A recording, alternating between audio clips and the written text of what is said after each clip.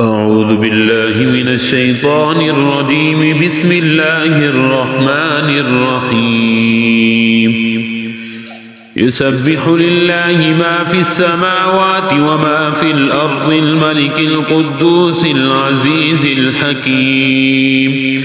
هو الذي بعث في الأميين رسولا منهم يتلو عليهم آياته ويزكيهم ويعلمهم الكتاب والحكمة وإن كانوا من قبل لفي ضلال مبين. وآخرين منهم لما يلحقوا بهم وهو العزيز الحكيم. ذلك فضل الله يؤتيه من يشاء والله ذو الفضل العظيم.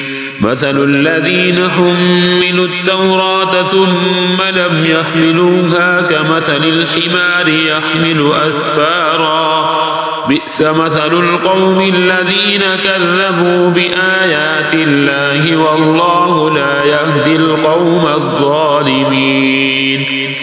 قل يا أيها الذين هادوا إن زعمتم أنكم أولياء لله من دون الناس فتمنوا الموت إن كنتم صادقين ولا يتمنونه أبدا بما قدمت أيديهم والله عليم بالظالمين.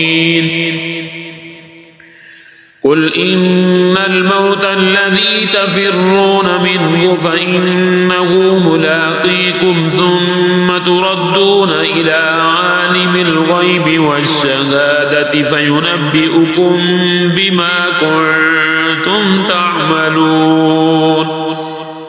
يا أيها الذين آمنوا إذا نودي للصلاة من يوم الجمعة فاسعوا إلى ذكر الله وذروا البيع ذلكم خير لكم إن كنتم تعلمون.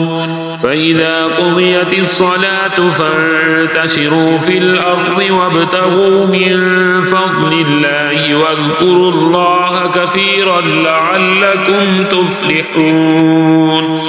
وإذا رأوا تجارة أو لهوا انفضوا إليها وتركوك قائما قل ما عند الله خير من اللهو ومن التجارة والله خير الرازقين. صدق الله